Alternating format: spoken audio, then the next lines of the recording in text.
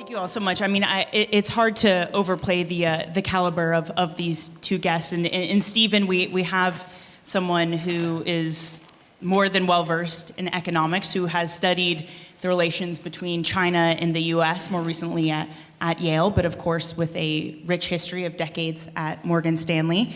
Charles, of course, at Signum, not only has the political experience to back this up, but of course interacts daily with financial institutions and corporations on this very topic. So we're talking about decoupling, so it's worth just putting out the ground rules here of what the decoupling is. This is a conflict that perhaps has been more out in the open over the past 5 years, but it's a trend that's been happening for decades. The idea, of course, being that we've had this breakdown in trade and bilateral relations. So with that, we're going to kind of start with the macro context, because of course this hasn't and doesn't occur in a vacuum. We'll get into some of the specifics and kind of where we're going from there as well.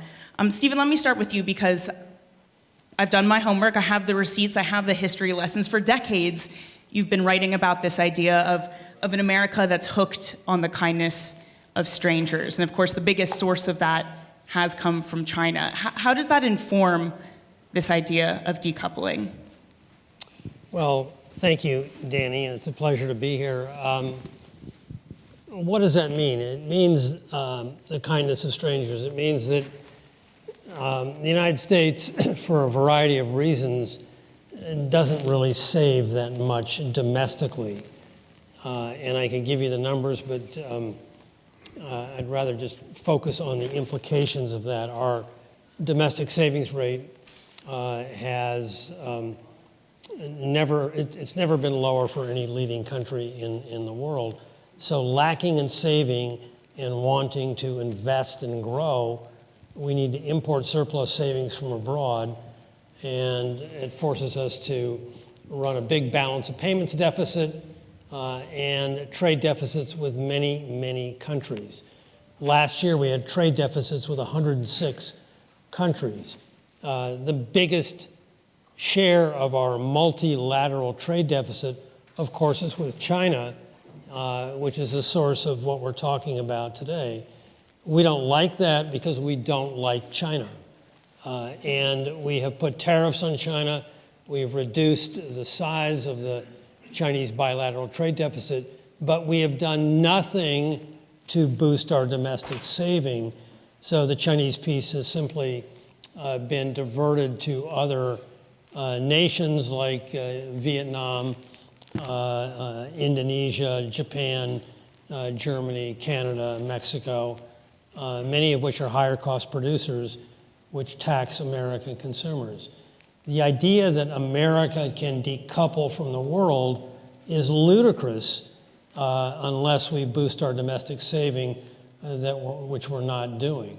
Having said all that, we want to decouple from China because of our fears and concerns and perceived security risks that are related to our very deep dependency on China. You know, we did that initially in 2018 with the imposition of tariffs by the Trump administration, and it's gone from bad to worse under the Biden administration that is focused on decoupling the technology linkage between the West and China, and that's taken a particularly severe turn for the worse. So, you know, we are very much focused, I think, on putting pressure on China by restricting broad access to U.S. markets and increasingly narrow and strategic aspects to advance semiconductors and other forms of technology that China needs for its own indigenous innovation. It's a big issue, and you know, my fear is it is going from bad to worse. Okay, we'll certainly dive into some of those things. And on this idea of the necessity to trade with China to make up for this domestic savings gap. On the ground, Charles, with companies you work with, how crucial has growth of the American corporate landscape been tied to the China story? Yeah, I think there. Is this on? Sorry. Yep. Is it on? Is this better? Let me try the other one's better. Sorry. First of all, thank you, Dalma Capital, for having me here. I'm thrilled to be here. I spoke at the JP Morgan conference yesterday in Washington. The mood was very grim, just to let you know, on everything from debt ceiling to U.S.-China to global growth. So maybe this will be a little more optimistic. We'll see. Probably not this panel, but if I can. To answer your question, I'm going to answer your question on the corporates, but very quickly, just to make a broader comment on decoupling. Decoupling, U.S.-China decoupling is being driven by so many different factors, and I agree with Stephen, it's only going to accelerate from here, right? I describe the U.S.-China relationship from here as really one step forward, but two back, right? It's not all bad, but it's only net progressively going to worsen and get worse.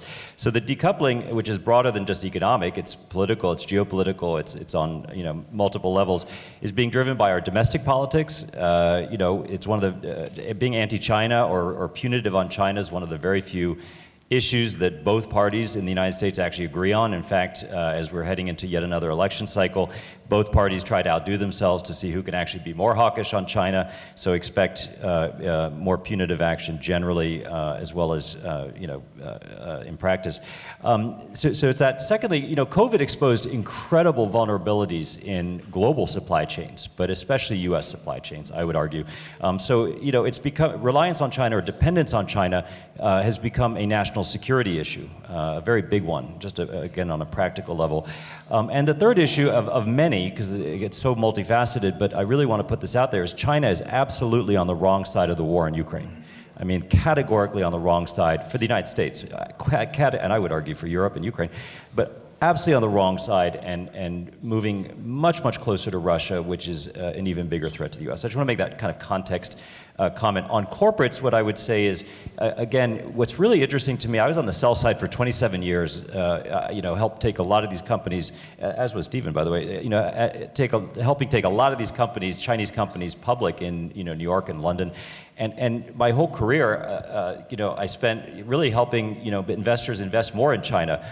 Today, the question I get the most frequently from our corporate clients, not from our institutional clients, institutional investor clients, but corporates is, right now we mostly have on pause any new investment in China. Should we stay on pause? Should we invest more, or should we actually continue to do what we're doing, trying to do somewhat quietly, which is diversify our supply chains increasingly out of China. Diversifying supply chains is just euphemism for moving out, by the way. So it just sounds better, and it doesn't piss off the CCP as much. So in the end, I find that really interesting, that what a huge 180 in my career, that in the last 3 or 4 years, major corporates, we cover corporates around the world, are genuinely rethinking their commitment to China, whether they should invest more or not.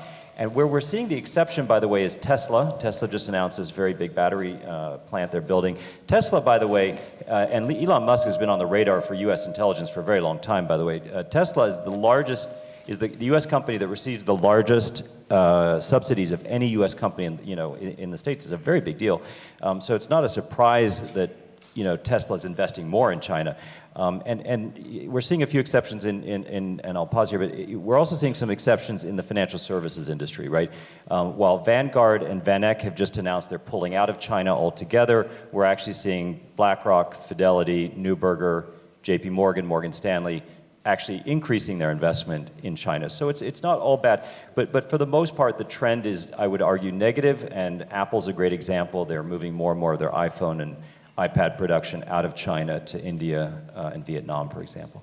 Yeah, the figure just came out this morning that they've accelerated their move out of China by 3x in just the past year. So about $7 billion worth of production moving out of China to India. I think it's really interesting, though, this idea of the unevenness of it, that you still have Elon Musk going and building battery plants in Shanghai. Stephen, both you and Charles agree on this idea that it is accelerating, but is the speed fast, or given this unevenness and the difficulty, as you so rightly put it, of running the American economy at the pace it is without China, is this more of a slow drip, of a slow attempt at weaning off, or does it more happen all at once? No, it will it will be glacial, I think, Dani. And just a point on, the 3x comparison with Apple moving out of China. It's 3x off of a tiny base. And so, the latest estimates I've seen is that for the time being, no more than 5% of Apple's Chinese production is moving to the combination of India and Vietnam. Apple's important. I was actually in Beijing a couple of weeks ago at the first international conference that China held since reopening post-COVID. There was a notable absence of American CEOs there, with the exception of one guy, Tim Cook, who came to China to, number one, underscore Apple's steadfast commitment to China directly to the new premier, Li Xiong, in a meeting that I was at. Apple is celebrating its 30th anniversary in China this summer, and he wanted to make it very clear that Apple, the American multinational that has made the biggest offshoring bet on China in American corporate history, is still very committed to China. Having said that, living through the supply chain disruptions of COVID that Charles alluded to, and recognizing the potential of domestic demand in India, Tim Cook is going back to Asia, I think in a few weeks, to open Apple's first retail outlet in India. There's reason for diversification. The U.S. government, though, is very focused on squeezing China without truly understanding what they're trying to accomplish by that pressure. And that worries me. In the last 5 years, we've gone from a trade war to a tech war to arguably the early stages of a new Cold War. What is the goal? What is the purpose? What is the focus of this? There's a lack of strategic thinking in Washington that I find disturbing when it comes to China. And as Charles alluded to, there is really no effort to reestablish any meaningful engagement between the world's two superpowers, and I find that disturbing. So decoupling is underway. It's in its early stages. It's accelerated a lot and is likely to accelerate more in the technology space. But to what end? What are we trying to accomplish? Do we want China to conform back to the Western rules-based system that we naively hoped would be the case after China's accession to the World Trade Organization in late 2001? Do we want the regime to return to a more liberal, open, market-driven system as per the blended model of Deng Xiaoping? Do we want to put extraordinary pressure on Xi Jinping? Do we want to stop China's aggressive foreign policy initiatives in the South China Sea or even Taiwan? What are we trying to accomplish by utilizing the pressure that comes from economic decoupling? I don't think that's something we're altogether clear on in the United States. And Charles, you've advised everyone from mayors to presidents. Would you agree that the direction of policy is unclear? I think that it's not entirely unclear. I think, at the end of the day, the United States is engaged in an explicit strategy of containment of China, right? And I know the word gets used a lot, containment, but we should call it what it is. And it's upset the Chinese so much that President Xi now uses the word containment in speeches when he's, attacking what the U.S. Policy is in the bilateral relationship. So it is a strategy of containment. Under Obama, it was sort of, implicit, and with many things under the Obama administration, a little weak. But with President Trump, as with almost everything with Trump, it became explicit, right? A Republican president started a trade war, right? The Party of Free Trade started a trade war with China. It really became an explicit strategy on three main levels, right? Economic containment, technological containment, and then ultimately geopolitical, which Taiwan is a key part of that. So on economics, the trade war will continue. There's not going to be any tariff relief at all. The politics domestically make that impossible in the U.S.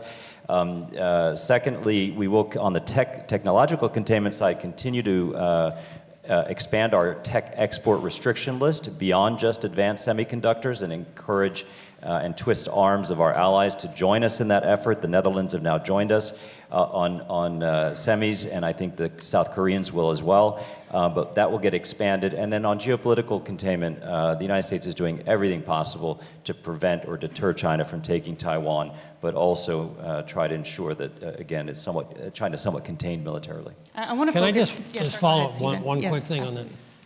on that? We agree on this concept of containment, as does China. The question I would raise, that I tried to raise that maybe didn't come across, is what do we get from containment? What is containment? China's been growing spectacularly for 40 years. They've slowed recently, and that's a worrisome sign of more slowing to come. But does containment limit the aspirational goals of China and its leadership, which are quite aggressive over the next several decades? And what does that mean if we are successful in inhibiting, constraining China's capacity to grow domestically, as well as its capacity to project its influence and, you might argue, its power globally? What type of pressure does that put on the Chinese leadership? What type of pressure does that put on the Chinese people who have been led to believe that they are going to achieve these lofty aspirational objectives that have been laid out by their leader from the get-go? So it's one thing to say yes, and the U.S. was in denial, of course, in ever admitting that we wanted to contain China. We say we do one thing and we say another, but there's been no deep secret about our strategy, starting explicitly with the Obama Asia pivot to contain China's rise. But have we really given thought as to what that means in the type of pressure that puts on China and those nations, including the United States, who depend on China for the prosperity that we are politically obligated to deliver to our citizens? I don't think we have. To that point, I want to tease out the CHIPS Act, preventing China getting access from more advanced semiconductors. Charles, at what point does this make China unviable as a manufacturing hub for more and more categories if they start to fall behind? Because technology is advancing so rapidly. If America attempts to cut them off now, at what point can they no longer be that hub for more advanced manufacturing? Well, I think that's, again, an explicit, now a very explicit objective, right? Which is to weaken China in terms of, weaken them technologically in every way, including, being a global advanced manufacturer of semis or other. And so, I agree with Stephen. The question, as always, is you can be an administration. In this case, the Biden administration has just carried on and, in fact, become done even more than the Trump administration in terms of being hawkish or punitive on China. But the question is, what are you really trying to achieve, and what are the unintended consequences potentially? But when I talk to the White House or am meeting with folks from the White House, the biggest change I would argue, in the US, and it ties into your tech question, because, by the way, as a quick aside, another great example on the tech, we focus on semis so much, but 6 years ago, President Trump declared that China will not be the world leader in 5G. And the world laughed at him, but the truth is, if you look at Huawei today, it's a shadow of its former self because of everything the U.S. has done along with our allies to ensure that. So 5G is another great example where, if you're from the U.S. and believe in this, it's been a very successful strategy of containing and prohibiting China or making them unable to become a world leader in 5G. So there are many examples of this, but the biggest change, just very quickly, I want to say is with the invasion of Ukraine on February 24th last year, the biggest change is that the United States, and especially the administration, went from seeing the world primarily or first through an economic lens, which we had for over 40 years, to now seeing the world through a geopolitical or national security lens. The biggest change, most fundamental change of many with the invasion of Ukraine. And the reason I say that is that every major decision the US makes, whether it's defending Taiwan militarily, whether it's continuing to restrict China and their ability to become more advanced technologically, any major decision that the US administration makes will be made first from a national security perspective, and any economic and or market fallout will be secondary. We have to accept that. It's very hard for all of us coming from the world of investment and the private sector to accept that very changed reality. It just is. We have to be aware of that. But to some extent, Stephen, if that's true, the economics is real. It can't be ignored. Again, to use the specific example of chips, can America make up for the shortfall at home? What are the ramifications if America follows geopolitics over economics? Well, we've enacted this industrial policy measure, the Chips and Sciences Act that was passed with bipartisan support last year. That's sort of a drop in the bucket of what we need, and it's $52 billion that will be allocated over several years. What worries me the most about this industrial policy initiative, something, by the way, that the United States has long been critical of China for utilizing the tools of industrial policy, but under the guise, as Charles put it, for national security, it's fine for us to do what we criticize others for doing, but 81% of the $52 billion is going for bricks and mortar construction of new semiconductor fabs. 19% is going for R&D. And this industry, especially the advanced piece of semiconductors, is the most R&D intensive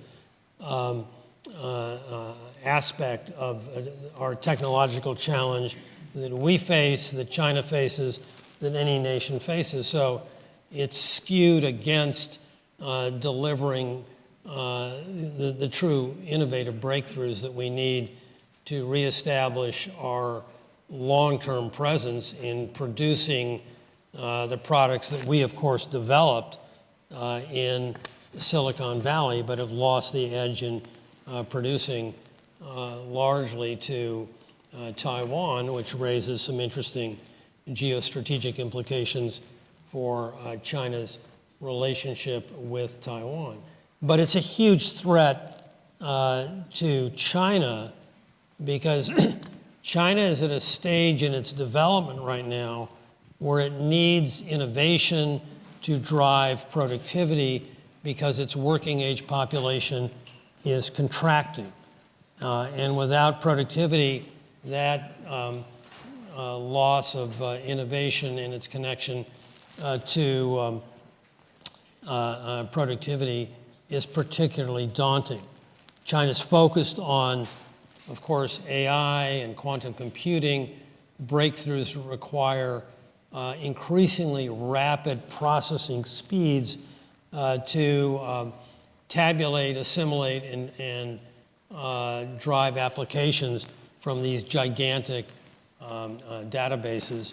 And without advanced semiconductors from Taiwan or the West, they are constricted. And again, this goes right for the jugular in terms of what China is trying to deliver in terms of economic growth, especially in the face of its now declining working age population.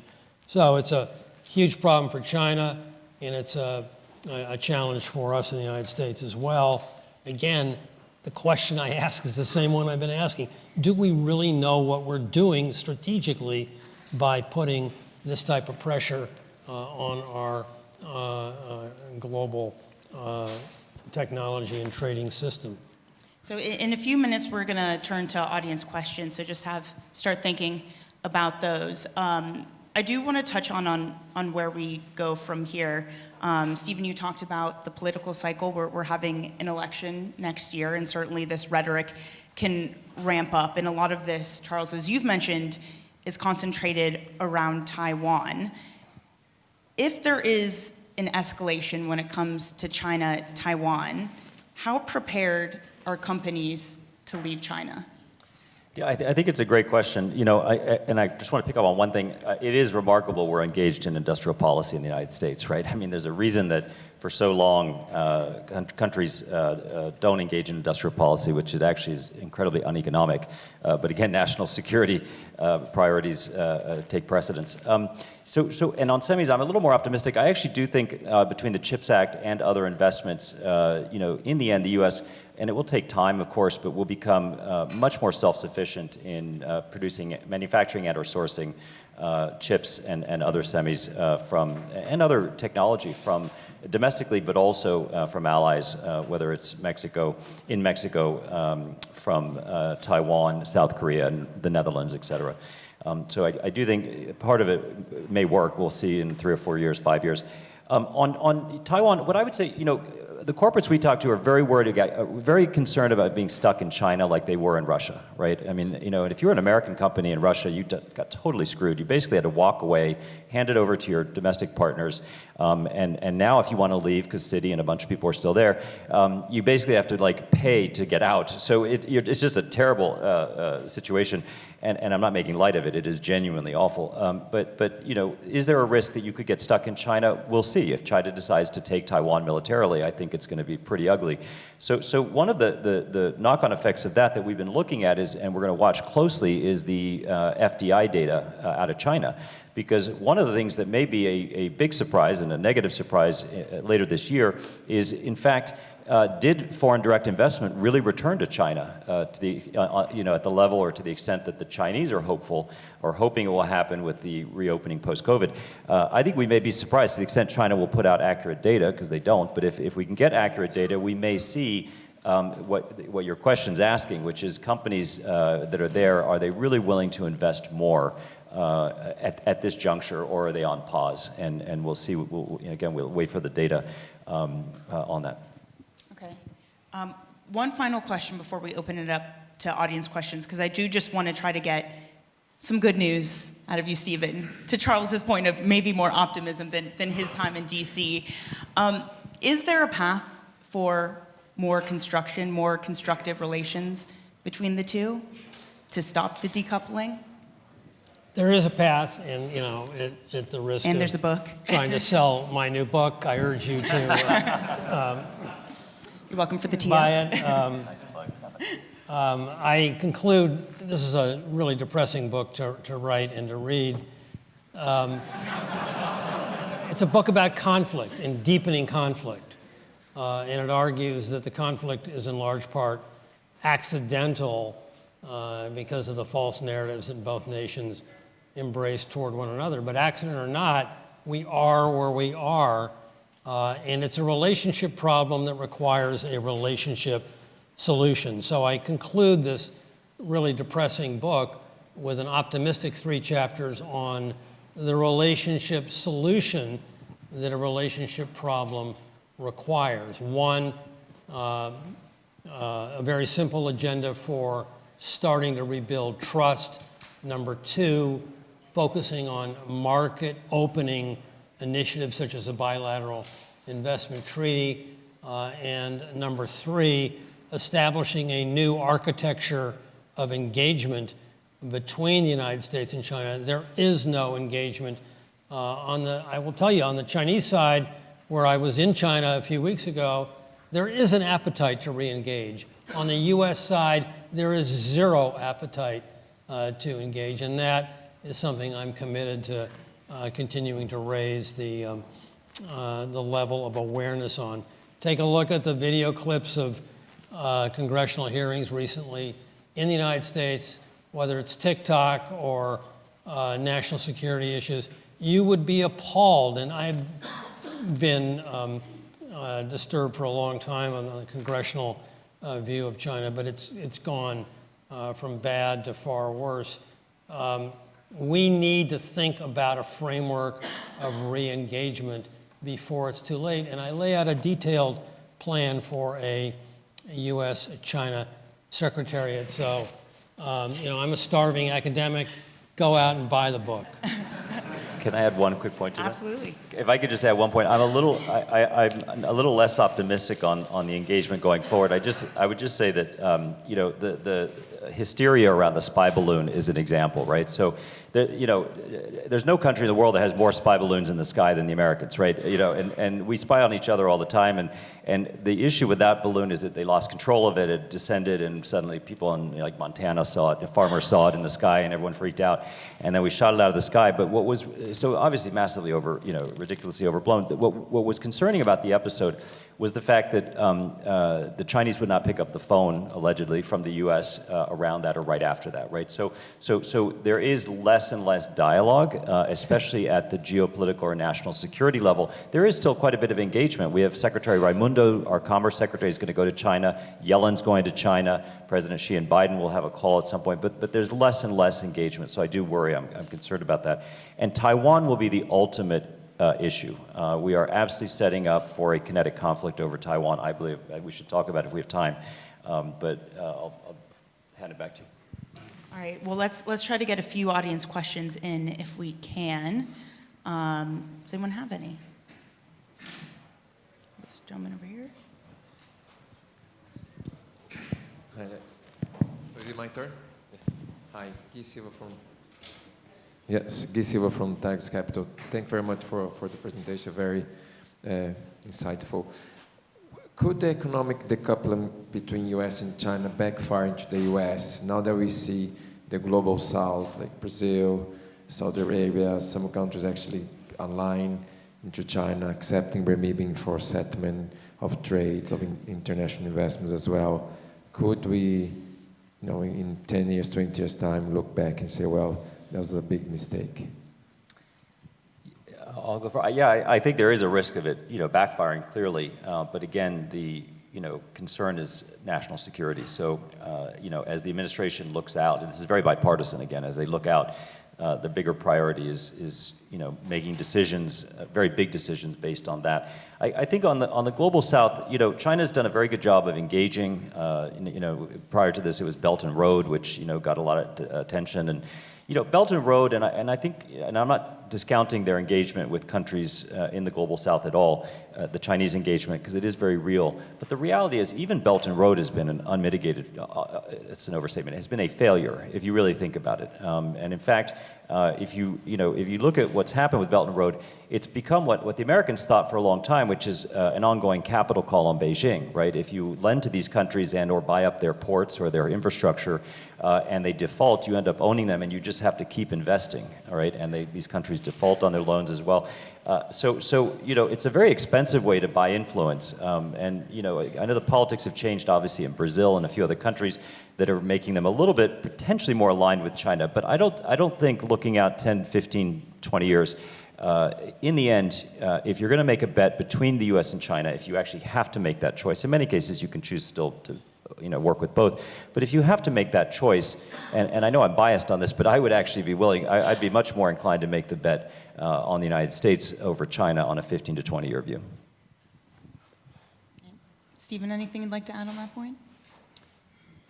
I think there's a risk that we will look back on this period that we're in right now of attempting to contain China for whatever the reason is, and severing the deep links that have built up between the United States and Chinese economies over the past 40 years as an enormous strategic blunder on the part of both countries, and one that could lead to fragmentation of what had been a constructive relationship of codependency that I write about in my various books to one of a fragmented world that loses many of the benefits that have been gained through increased global trade, through increased U.S.-Chinese cooperation on the economic front. And I worry that we are at risk of squandering what had been an enormous opportunity for both nations and for the world. We have time for one more. Hi, thanks for taking my question. As a thought experiment, if China invades Taiwan tomorrow, walk us through what happens. Great. It's my favorite question, by the way. So, no, it really is, and we spent a lot of time on this. So I would just... And she works for you, right? No, I wish. Come and join us. I'll do it very briefly because it's obviously very important topic. I'd say on Taiwan, two things. First, it's binary, right? There's a very plausible scenario China does nothing. They've been promising to take this island for years. They don't have to do it. And that's a very realistic scenario. Let's really hope that's what happens, because I would argue it's the best outcome for the world. I know the Chinese don't see it that way, and maybe the North Koreans, the Iranians, and a few others, but it is really the best outcome. We need to contemplate the other scenario. What if they do decide to take the island by invasion and or maritime blockade? And I'm here to tell you, of all of Biden's foreign policy positions, and pretty close to the situation, but of all of his foreign policy positions, the one he's most misunderstood on is whether the U.S. will defend Taiwan militarily. And I'm here to tell you we will. We will absolutely go to war over Taiwan. The United States will go to war. And we will go to war, partly, Biden has said it 4 times publicly, by the way. The first 2 times I always say, he might have gotten lost, as he does often. But the truth is, the last 2 times, he said after the invasion of Ukraine, it was very intentional. The reason we'll defend Taiwan militarily is a world in which China takes Taiwan, they become much more advanced technologically overnight. But even more importantly, they will control the Taiwan Strait and much more of the South China Sea. The United States will never allow that to happen. And if a Republican president wins in 2024, he or she will feel as strongly as Biden does on that, with the exception of President Trump. If President Trump wins, all bets are off. We have to rethink everything, but I actually think he'd be pretty hawkish too. And the last quick point I would just make on Taiwan is, an analogy that we use quite a bit, but Taiwan has really becoming the Israel of Asia for the United States, if you think about it. Israel is a thriving, prosperous democracy, putting aside what the current head of state is trying to do on hijacking the judiciary. But Israel is an absolutely vital, critical ally of the United States in the Middle East. It is a thriving democracy and very prosperous, and it is critical for maintaining the balance of power in the Middle East for the United States and the West. That is what Taiwan has become. Taiwan is a critical military, prosperous democracy, but critical military and strategic ally for the United States and the West to maintain the balance of power in Asia, and we will do whatever it takes to maintain that. And lastly, our allies in the region feel as strongly as we do. If we go to war, it will not be the U.S. alone. It will be South Korea, the Philippines now, Japan, very importantly, Australia, and not the EU. Macron and others have made it very clear they will not be with us in this effort, but we need to be prepared for that. I think people really underestimate the Biden administration on this issue. Okay, so just one thing. We go to war with China. What does that mean, Charles? I think let me just preempt your answer. I'm going to pitch another book. The book is called 2034. It's a fictional account of a war between the United States and China, written by a real person, an expert on U.S. intelligence, retired Admiral James Stavridis, who lays out exactly I think, a very realistic depiction of what a nuclear war between the world's two superpowers would mean. This is not going to be a tactical war where, we take a few token troops and they do the same. It will be an escalating war that will lead to I think, a catastrophic nuclear confrontation between two superpowers. So I don't think we can just, casually throw out the fact that, yes, we will be macho and we will defend Taiwan and we will go to war. What does that war mean? And again, I go back to my basic point. Are we thinking strategically, effectively about our confrontation, whether it's economic decoupling or geostrategic decoupling with China? Let me answer it. Here's what I would say. Two things. First, on the war itself, if it happens, because again, there's another scenario where it doesn't, but if it does, our administration and our intelligence services genuinely believe it will not be nuclear. They think the CCP is too rational for that, and they do not think it will be nuclear. We do not have that confidence with Putin, but we do with the Chinese. It may be totally misplaced confidence, but that is an absolutely consensus view within the White House and the Pentagon. It will not be nuclear. It will be kinetic, but not nuclear. I'm not saying it is better to not have a nuclear war, but I think that just to make that quick point, the last thing I would just say, though, to answer your question is we need to be thinking about the unthinkable, right? And we live in the world of the unthinkable. I always say this, if you had a friend who went into a coma 6 years ago, woke up today, and you said, hey, by the way, in the last 6 years, Donald Trump became president of the United States, he or she would be like, you're out of your mind. That was impossible. It was unthinkable. He did. He was actually, and you could, say he was a really bad president. The person who woke up may agree with that, but in the end, a Republican president started a trade war. A global pandemic hit and 6.8 million people died. Totally unthinkable before it happened. Russia invaded Ukraine. On February 23rd last year, the global consensus was Russia would not invade. Literally, the global consensus, they invaded. NATO has been expanded as a result. If you told me, if you were in Sweden or Finland a little over a year ago, it would be unthinkable, right, that they would rush into the arms of NATO.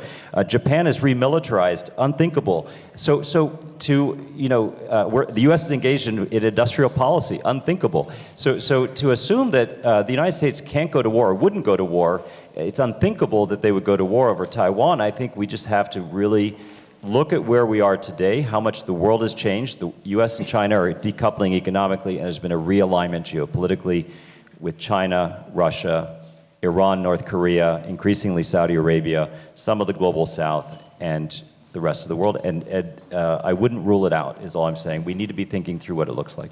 So maybe the lesson from what you just said, Charles, is that we can count on the unthinkable, and as a result, we need to do something that we haven't done in a long time, and that is think.